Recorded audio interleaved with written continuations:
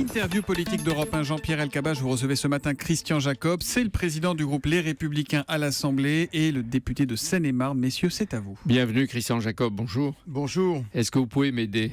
Qui commence, l'œuf ou la poule? Ah, je pensais que vous alliez me donner la réponse. Non, vous faites parfois les questions et les réponses. Pas du tout, pas du tout. Là, je fais que la question parce que je suis embarrassé. Qui commence? Le premier qui dénonce le scandale de la Chanly ou celui qui lui réplique la Chanly, c'est toi? Écoutez, je vois où vous voulez arriver. Le Premier ministre est en responsabilité. Il gouverne. Il est le chef de la majorité. Et ces dérapages sont de plus en plus insupportables.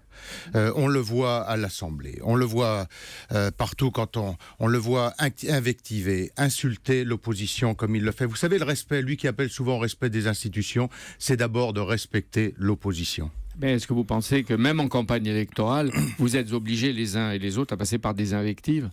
Non, parce que c'est le cas de part et d'autre. Non, c'est pas de part et d'autre. Le Premier ministre parce que est vous là dites pour quand c'est la Chanly, c'est un compliment. Alors, non, le Premier ministre, il est là pour gouverner.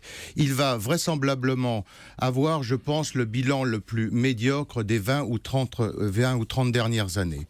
On le voit chaque semaine, une question sur 3 ou sur 4, vociférant à l'Assemblée, ruisselant de sueur, tremblant de tous ses membres, insultant l'opposition en permanence, où j'ai vu les images encore hier sur votre plateau, l'œil noir, le menton relevé. Écoutez, simplement, Monsieur Valls, aujourd'hui, c'est le degré zéro de l'autorité.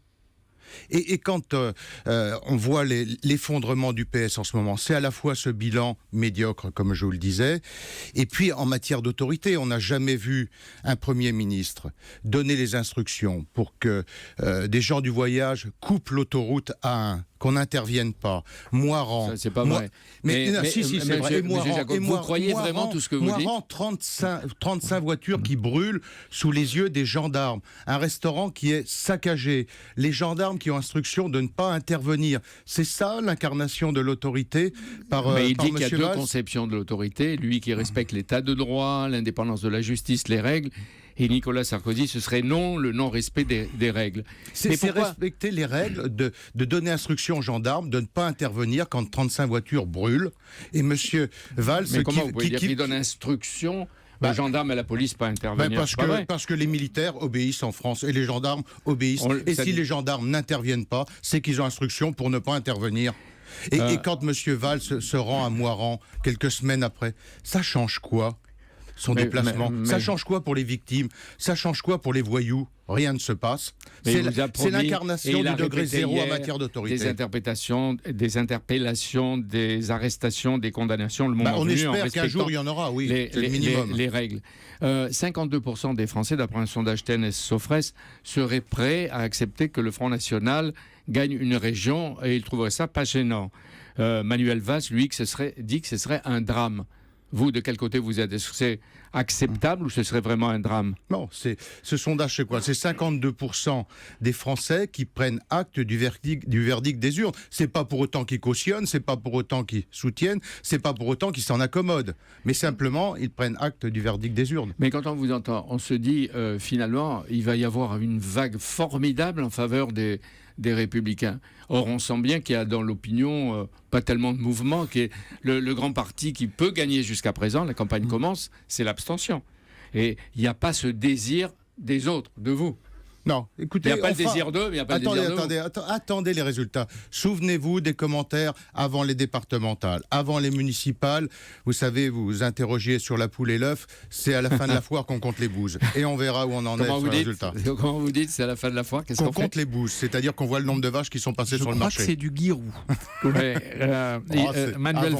Manuel Valls promet de tout faire pour éviter la victoire d'une extrême droite qu'il juge antisémite, raciste. Est-ce que vous partagez cette nécessité?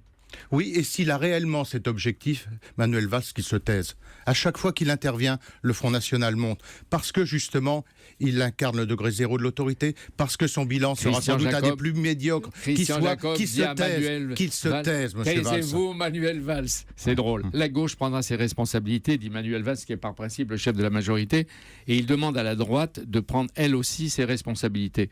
Est-ce que vous y êtes prêt à une sorte de donnant-donnant, ou que chacun aide le mieux placé à faire barrage à l'état-major d'un parti qui participe à la vie politique, mais vous condamnez tous? Non, nous on se bat sur nos couleurs, avec nos convictions. Nous avons deux adversaires politiques, la gauche et le Front National. On ne confond pas les deux adversaires, simplement ce sont deux adversaires politiques. Et le Front National, à chaque fois qu'il a eu à choisir entre la droite et la gauche, il a toujours tout fait pour nous faire perdre. Donc c'est un adversaire, nous sommes déterminés en face de lui, comme nous sommes déterminés en face de la gauche. Et il n'est pas question d'aller bricoler des petites alliances électorales sous la table. On a noté que nous sommes sur nos couleurs et nous les défendons. On a noté que samedi, Nicolas Sarkozy martelait une nouvelle fois qu'il n'y aura jamais un seul accord avec le Front National. Ce qui a toujours été la seule ligne de la droite et du centre. Oui. Jamais nous n'avons varié sur ce terrain-là. Mais alors Manuel Valls, parce que vous avez écouté ce qu'il a dit hier au grand rendez-vous Europe 1, iTélé Le Monde, il a dit « Je ne confondrai pas la droite républicaine avec le Front National ». Ça, c'est un signal clair qu'il vous a envoyé. Je ne confonds pas la droite républicaine avec le Front National.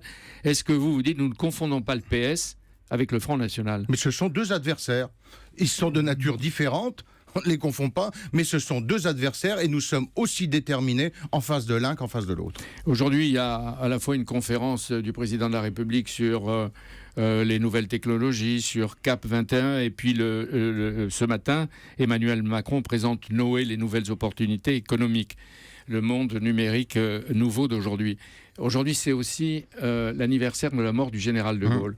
Le général de Gaulle qui avait su décoloniser, inventer la dissuasion nucléaire après la guerre d'Algérie. Est-ce que vous ne croyez pas qu'il aurait, lui, ou choisi ou devancé la révolution numérique? Et que vous êtes silencieux là-dessus vous-même, tous. C'est dur de faire parler le général de Gaulle après tant d'années, mais ce qu'on peut lui reconnaître, c'est d'avoir toujours été à la pointe de la modernité et d'avoir souvent surpris ses propres amis et l'opinion publique. C'est ce que je viens de dire. Birmanie, on vient d'apprendre qu'Aung San Suu Kyi a pratiquement gagné 70%, je crois. Formidable, les gens ont voté, elle va connaître les joies et les affres du pouvoir, c'est-à-dire appliquer les promesses. Est-ce que ça veut dire, d'après vous, Christian Jacob, que les dictatures, même militaires, doivent toujours rendre les armes et qu'on doit s'en réjouir? Oui, bien sûr, mais il faut aussi veiller, vous savez, là c'est un long combat, la démocratie ça se prépare, mais c'est une formidable victoire, c'est quasiment un raz-de-marée si les résultats sont confirmés. Peut-être sera-t-elle invitée à COP 21, au sommet du climat à Paris, peut-être, j'espère. Aung San Suu Kyi, le 30 novembre, le premier jour du sommet pour le climat, même Poutine sera présent à Paris, c'est une marque de confiance. Vous disiez qu'on parlait pas. C'est une très bonne chose. Vous savez, cette attitude complètement ridicule et stupide de l'exécutif français d'avoir refusé de parler avec Vladimir Poutine est une erreur politique grave. Et donc c'est très bien qu'elle soit là. Entre nous, ça n'a jamais été le cas. Il y a toujours eu des discussions. Non, attendez. Même si elles se faisaient Souvenez-vous ce qui discrètement. s'est passé au moment des Mistral. Souvenez-vous des leçons de morale qu'on donnait à M. Poutine. Oui. On serait bien inspiré de se concentrer sur nos affaires. Mais c'est un paradoxe étrange. Quand on est à l'étranger et quand on regarde la France, comme on l'a fait avec Thomas et toutes les équipes d'Europe, elle est grande, elle est influente. Et quand on revient ici, elle est racornie, elle est rikiki. Mais la réalité est différente. Merci, Christian Jacob. Merci Christian Jacob d'être venu en direct sur Europe 1 ce matin. Demain, matinale spéciale, 7h-9h. Où va vraiment l'économie française? Dans le mur ouvert du mieux. Avec un invité spécial. Donc, c'est Emmanuel Macron, le ministre de l'économie, qui sera avec vous de 7h à 9h. Vous pourrez d'ailleurs lui poser vos questions sur Twitter avec le hashtag un matin ou en appelant directement au 39 21. Et c'est vous qui mènerez la matinale. Thomas Soto, vous recevrez Emmanuel Macron à partir de 7h. Et Est-ce que vous nous préparez une autre surprise pour après-demain? On peut la donner. Nous allons et nous serons à Téhéran pour interroger Hassan Rouhani, le président de la République islamique d'Iran, qui nous a donné rendez-vous avec David Pujadas de France 2. C'est une exclusivité. France 2, Europe 1, international. Allez hop, dans l'avion Jean-Pierre, et on vous retrouve donc mercredi. Merci, bonne journée.